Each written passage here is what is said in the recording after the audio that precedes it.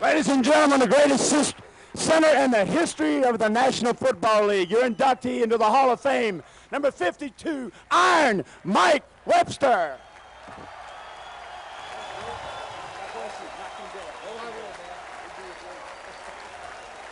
Thank you. Thank you.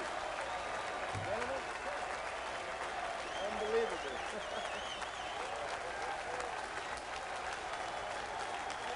Here's a piece of work, Lord.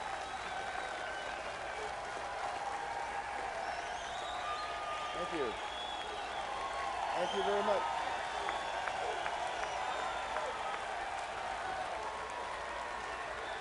Thank you, guys. Where's Lambert? Joe, where's Lambert? Oh, there you go. I did that for Lambert. Well, as you can tell, when sometimes you think things change, or they stay the same. Giving Bradshaw a forum and a microphone is like giving Visine to a peeping Tom, you know.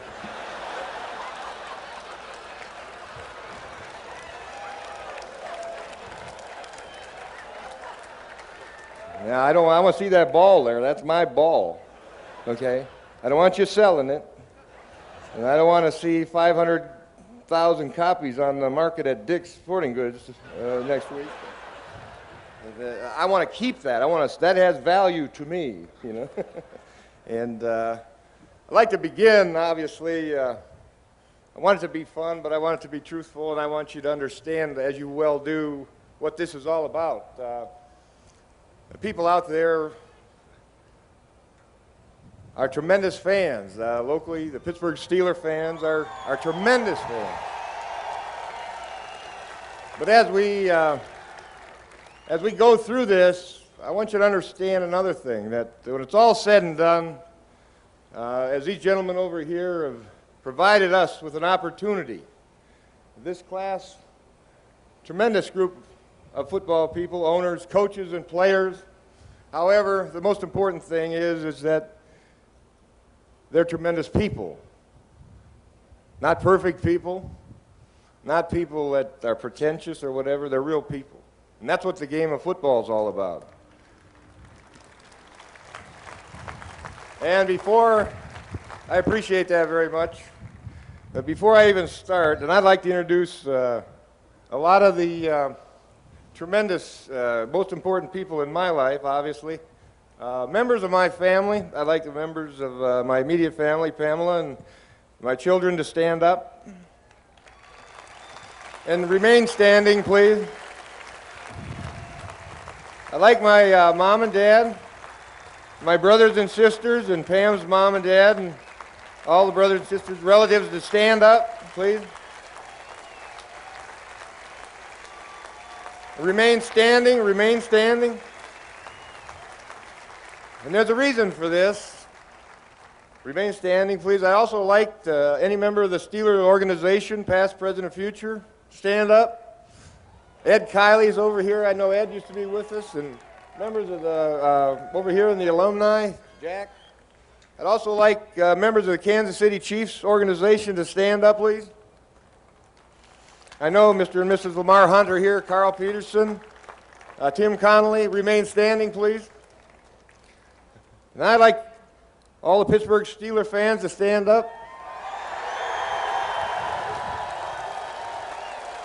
And I'd like the fans of professional football in general to stand up, all fans, for any reason to stand up. Remain standing for a second.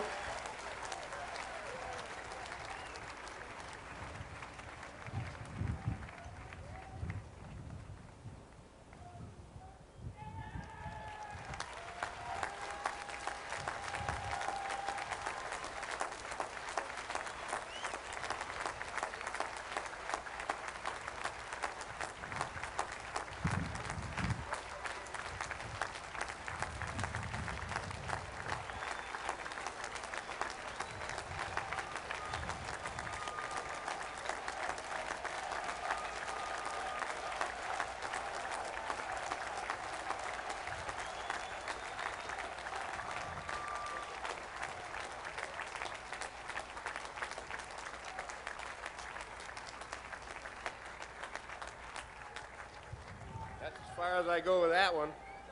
Carl, I didn't get over there. I couldn't make it, buddy. I'll catch you later. But the big thing about it is that we're all in this together, right? And yeah, we compete against one another on Sunday, and we hate each other on Sunday. I still hate Lambert. I mean, every day for years. I mean, it took us 2 years to figure it out that we were on the same team. But every single day, you know, but he started it, you know. He was miserable from the beginning. He didn't like himself. But he made me a better football player. And the Pittsburgh Steelers provided me with an opportunity with the environment that they had already instilled from 1969 on. But you got to remember now, it's 40 years.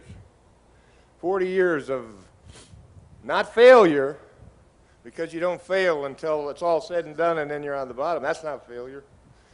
You only fail if you don't finish the game. If you finish, you win. Okay? But you don't measure it in the middle of the second quarter, third quarter. You measure it at the end. As long as you keep going, you keep trying, you keep working at it, all right? Sometimes you're going to be down. Sometimes you're going to be struggling. But when I was in Pittsburgh and when I was in Kansas City, I knew I was there with people that worked together. We were on the same team. We could depend on one another. Yeah, in the National Football League, there's only one team that wins the championship, and as it should be, all right? In that arena, that's what it should be. That's what we all understand that up front, okay? But as all of these men here understand, the very best in your profession, or the very best as a measuring stick, what that goal is, does not have to be the point of a pencil. It doesn't have to be a dot where one person can stand. It could be a plateau, and a lot of people can get there.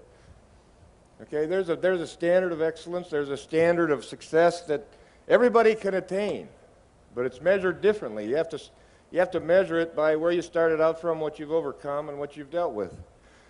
But the big thing is that you keep going forward. And the greatest thing that's happened to me in my experience in professional football is to have the opportunity to work with people with a common goal and with the same purpose and to sacrifice. The Kansas City Chiefs have such a rich and storied tradition, much like the Pittsburgh Steelers.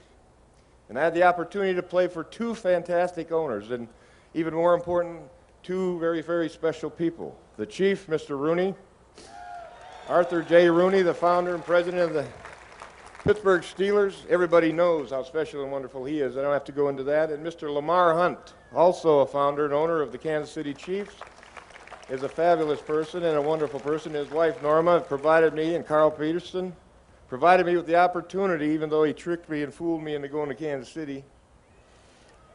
I went there only for the purpose, initially, I know, and I didn't tell you this, why in the world anybody would want a 15-year center.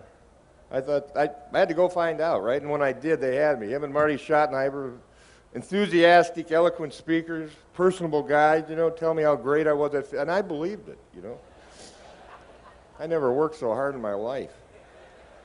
And it was painful, too. But it was a great experience. I wouldn't trade it for anything in the world.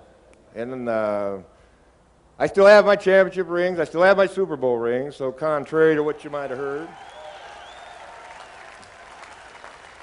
But I don't need the rings, and I don't need to wear those rings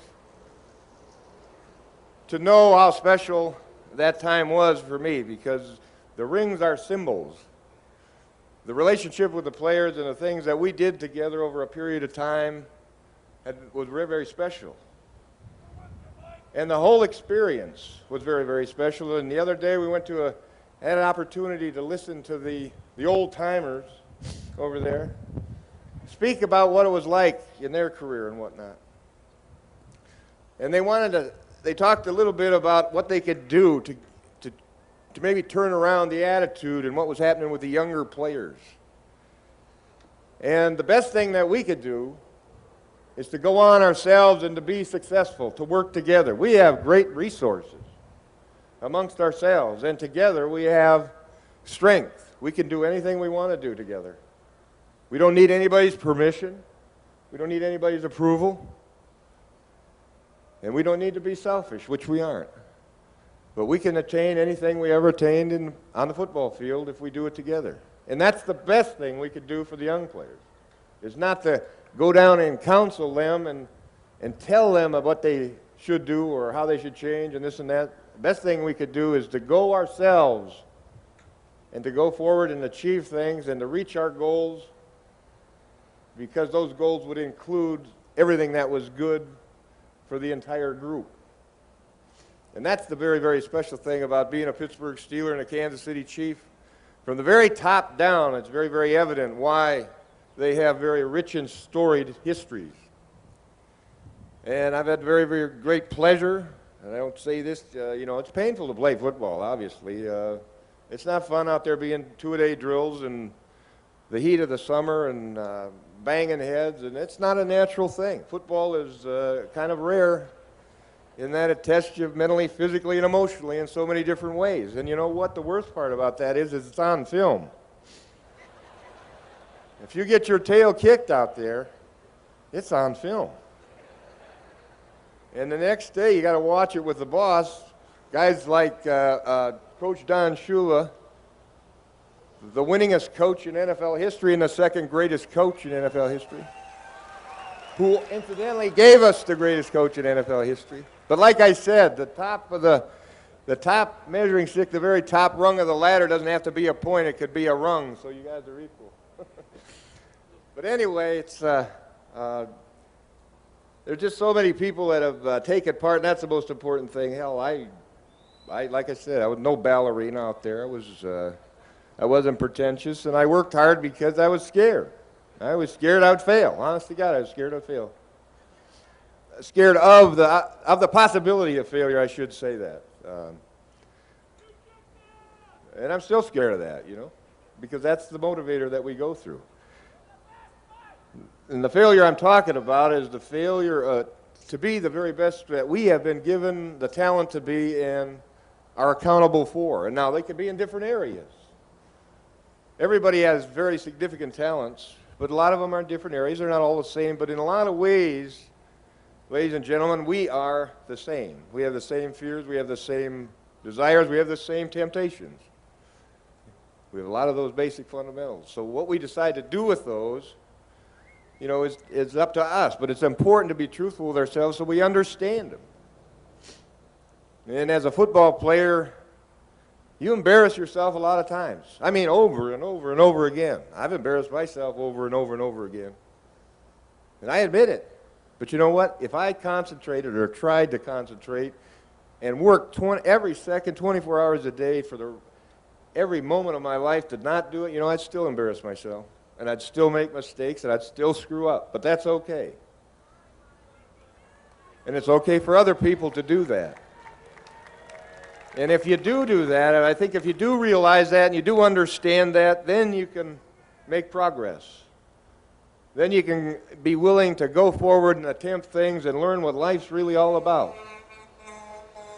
You can have the opportunity to experience things that maybe you'd be afraid to try if you didn't, Who wants to get to the end of their life, like Longfellow says, and find out that you have not lived at all? We are free to do that. But the freedom to do that, it has to include the opportunity. And many of you people out there, and especially over there, have provided opportunities for people like myself, and it's up to us to continue to provide that opportunity, not only in football, but in every area of life. And you know what? We're in this damn thing together, folks. And I'm talking about the things that are going on today that have been ignored for a long period of time. And we're addressing them now because we have a history of addressing them only when they jump up and bite us in the ass. And not until we do that. But we can change that. We can change. But we're in this thing. We've got to care about one another. We've got to care about our kids. We've got to care about a lot of things. And we do care about a lot of things, but we got to have enough people caring and working together. And we can get that done. It's not impossible. Hell, nothing else is working. Maybe it's idealistic, but nothing else is working, folks. And I'm just appreciative that I've had the opportunity to play with these men, both in Pittsburgh and Kansas City, and against the jerks on the other team. I have another term, but I try to keep it halfway decent. But one of the real significant things for myself in being here today was getting Bradshaw here. I couldn't find him for a long period of time, and he steadfastly refused to come in and introduce me because he's afraid having the opportunity to follow him instead of being ahead of him, you know, because he was an ugly baby when he was born, you know, and he didn't want, he talks about me being ugly, right? I mean, he was ugly when he was born. I asked his mom that, and she said, that's true. She said, Dad told me, his dad said, he says, he was so ugly his mom carried him around upside down for 2 weeks, thought he only had one eye, you know. Anyway, the biggest thing is I'd just like to thank everyone that I have played with, had the opportunity to play with, and the offensive linemen. I stand up here and accept this award, and heaven forbid they made a bust out of me, but hopefully there's enough shadow and curves and whatnot that they would, that it doesn't scare anybody away. But the big thing is they put one of us up here for the Hall of Fame, okay? But the jacket that I took off is really, they got hundreds and hundreds and actually thousands of people in it because it represents not only the players and coaches and owners and coaching staffs and assistant coaches and whatnot that were involved in this thing, because football is a consummate team sport. And I needed guys to help me. I had to have a Bradshaw. I need to have a Franco Harris to spread out the defense vertically and horizontally, so especially in space, I wasn't real visible when I missed blocks, you know. And you got recognition at a young enough age that, and by winning championships, somebody had to do it, okay? And I certainly wasn't willing to correct anybody early on in my career when they wanted to give me credit as being a halfway decent player. I was just, as long as I was quiet about it, you know, I mean, maybe people wouldn't find out, but I enjoyed it. And the reason I was good. Don't get me wrong, because it is a talent and it is a gift if you work hard, if you do everything you possibly, if you develop the work habits and you give everything you got, and you study film and you help maybe some of the younger guys in any way, shape, or form that you can. That's a talent. I wasn't fast, I wasn't big, I wasn't strong. But you can make up for things in different areas in other ways, and those are talents and gifts too. So it's important for each and every one of us to recognize that we do have some talents, special talents. Some are very obvious, some may not have developed yet, so don't give up on yourself. Continue to develop, continue to try, do not be afraid to fail. Because you're going to fail, believe me. And there's no one keeping score. All we have to do is finish the game, and we'll all be winners. And if we're going to finish the game and all be winners, why not enjoy it a little bit more by caring about one another and making sure they have an opportunity to understand what that's all about.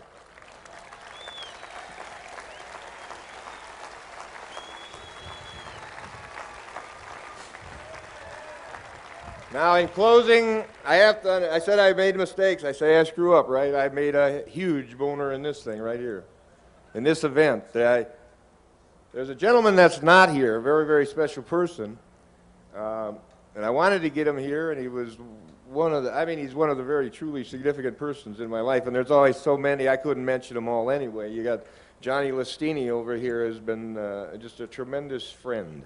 And if I start talking about him, I'll start bawling like a baby, and I don't want to do that, you know. He knows how I feel about him. But there's a guy I did not get in here for this event. I failed miserably. And there's no way I can apologize him, but, you know, he won't expect an apology. He'll probably just kick my ass the next time he sees me.